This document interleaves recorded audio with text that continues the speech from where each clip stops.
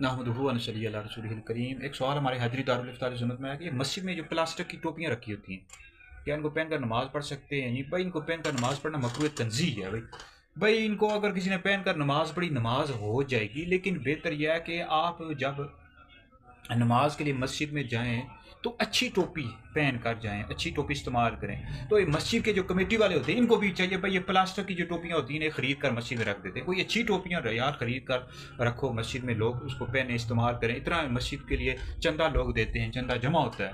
अच्छी टोपी भाई जो है ना, ये प्लास्टिक की टोपियाँ खरीद कर मस्जिद में नहीं रखनी चाहिए। अच्छी टोपी यूज़ किया करें, इस्तेमाल करें, अच्छे कपड़े मस्जिद में पहन कर जाया करें। अब लोग हैं वही नहीं, कपड़े मैले के चले होते हैं, पहन कर मस्जिद में चले जाते हैं। अल्लाह रब्बुल इज़्ज़त की बरगाह में जाएं, अच्छे कपड़े पहन कर जाएं, अच्छी टोपी इस्तेमाल करें, ठीक है। बाहर वाले प्लास्टिक की टोपियाँ होती हैं, पहन कर नमाज पढ़ी, नमाज हो जाएगी लेकिन मकरूह तंज़ीह है भाई। अच्छी टोपी इस्तेमाल करनी चाहिए। इस वजह से हम हैदरी दारुल इफ्तार सुन्नत का तहरीरी तौर पर भी फतवा जारी कर देंगे।